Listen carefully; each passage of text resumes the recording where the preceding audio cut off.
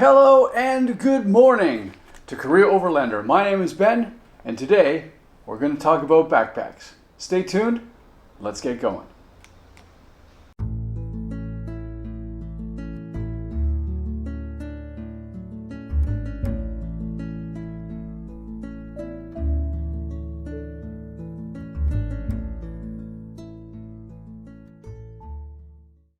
All right, welcome back everybody. Happy Tuesday. I know you're seeing this on Wednesday, so it's like I'm coming from the past.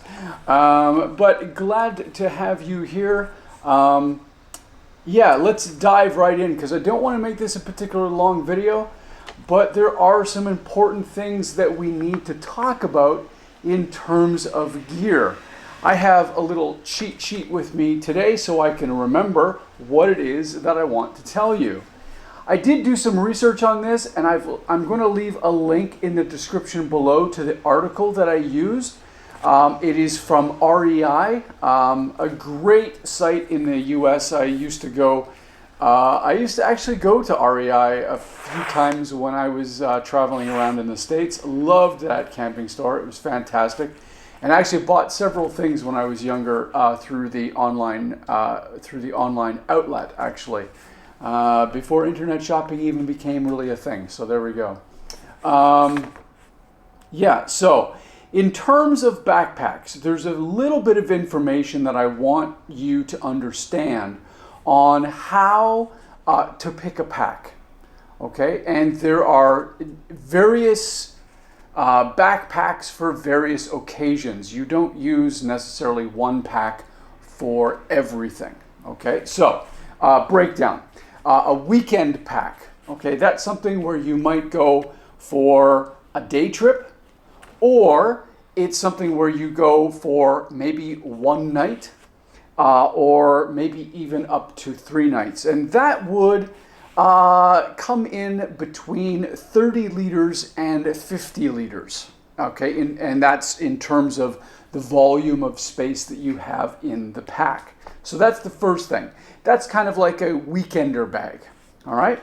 And then we have something that moves up a notch called multi-day. And a multi-day would be anywhere basically between 3 to 5 nights. And you're probably looking in around the 50 to 80 liter bag. So again, the volume increases because you're going for a longer distance and you need to pack more gear. And then the third is the extended or the long-term hike.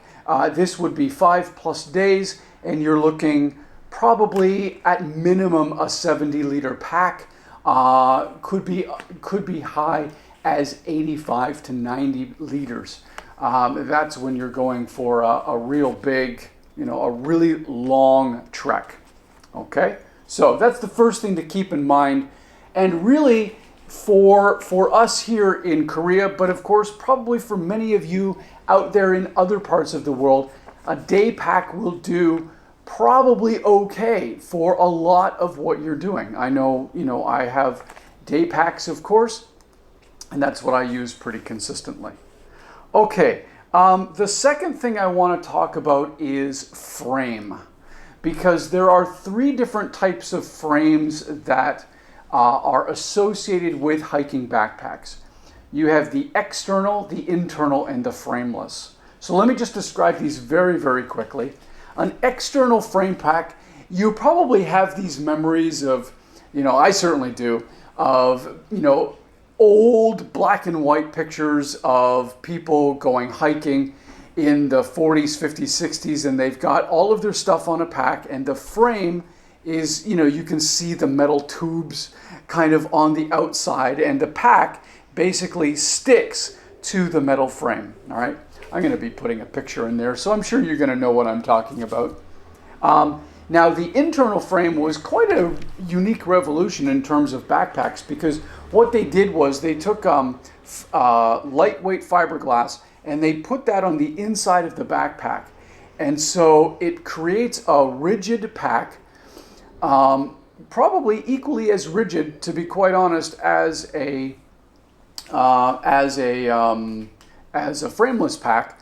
But they also have like these lightweight aluminum pieces that go inside along your back, in your backpack, and those two pieces border your spine. So your spine is in the center.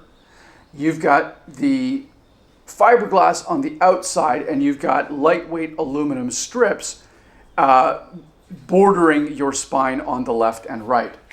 And that provides a level of internal rigidity on the pack. I can't believe I said that right. I was afraid I was actually going to twist my tongue around that one.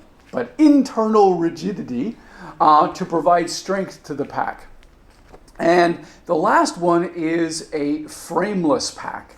Now, frameless packs are quite common. These are things where, it's like a 15-liter pack and you just kind of throw it over your shoulder. This is the kind of thing we probably used when we were in school, carrying our books and pencils and stuff to school. That's an example of a frameless pack. But of course, frameless packs do get up into different weights and different liter sizes as well.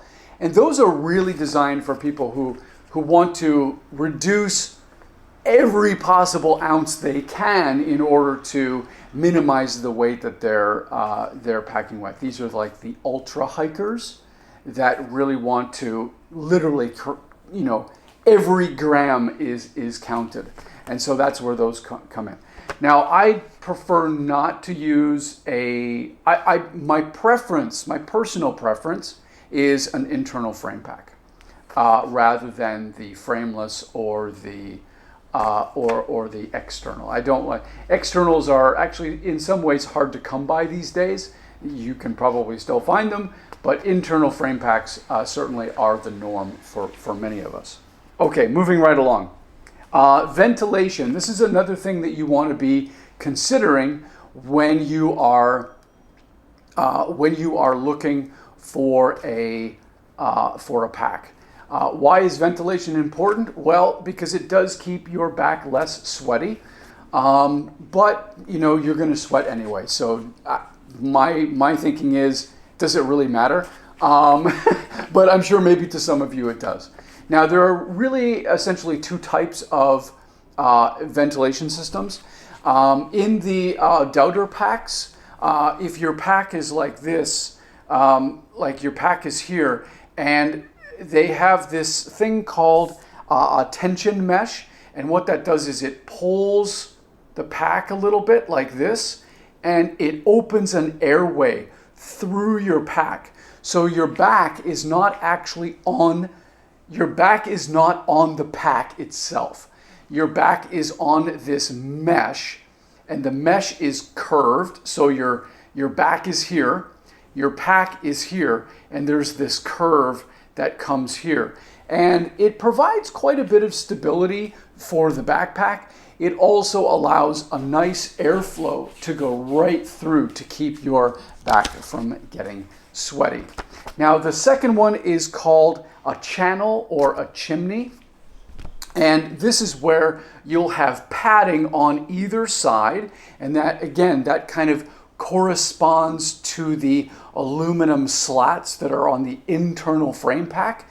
And then in the middle, where your spine would be, that space has nothing there. And so there's a little channel of air that can come up from the bottom or down below and come through and act as a cooler. So that's another thing you want to keep in mind when you are looking for a pack. The other thing that you might want to consider is access. And by access, I mean, can you access the pack both from the top and the bottom, or maybe even the sides? How is the access? If you are going on a multi-day hike, you might want to have access to certain things in your pack very quickly. So you take it off, zip, out it comes, zip, out it closes, or there it closes, and you're good to go. So obviously you're going to have everything, you're going to have at least a top opening for your pack. Okay, that's going to be standard. But think about how the pack is designed in terms of these other things. The other thing that I wanted to mention was pockets. Do you have a top pouch that has a little zipper on it that you can store things easily accessible? Do you have pockets and pouches that are on the hip belt or on the pack itself? Maybe you have side pockets, right? So they would go down here, side pockets. Those are all things that you also might want to consider. Padding. You're going to want to, there's three areas that you're going to want to consider padding. The shoulder straps is one, the lumbar support is another, and the waist strap. Okay, those are the areas that you're going to want to consider. And why is that important? Well, the first area that I would look at, to be quite, the first two areas that I would look at are the lumbar and the belt. Why is that? Because that is where the weight of your pack is going to be sitting if the pack fits properly. Okay, this is where it's going to be sitting. You don't hold the weight on your shoulders, you hold the weight on your hips. And so you want to make sure you have good lumbar support so it kind of fits nicely within that curve of your lower back. And as you pull that strap across, do you have a fairly nice cushion on the side in order so that you don't have any potential sore spots on your hips? Okay. The third part obviously is your straps. You do want to have something there. Obviously you don't want to have just strips of cloth because that's going to be really painful. So you do want to have some supporting cushioning within the strips themselves, or the arm straps, shoulder straps. The next thing I want to bring up is gear loops or daisy chains. Gear loops are something where you might have an elastic loop that you can pull, and you can hang your walking pole, your hiking poles maybe onto your backpack if you wanted to do that. Daisy chains are also something where you can attach carabiners to. Maybe you have something external that you want to carry, that you want to access regularly. Maybe you are going climbing and you want to have things like your brain bucket, that's your helmet, or maybe your different crampons. If you're going ice climbing, maybe you want to have your ice picks readily available. You can daisy chain those right onto the outside of the pack. So that's something to keep in mind as well. And the last two things is a rain cover and hydration zone. A rain cover is usually something that comes from the bottom and comes up and around and provides a little waterproofing to your backpack to keep the things internal, drier, basically, right? So that's one thing that you can do. I've used those in the past. They have advantages. A lot of times what I do is if I'm going on multi-day hikes, I actually would pack certain things like my sleeping bag, for example, in a heavy-duty plastic bag that goes around. And what I could do then is I could pull the the sleeping bag in, get as much air out as possible, and then tie it off. And actually that condenses inside and allows for more space management in your backpack. So something to keep in mind there. And the last thing is hydration zone.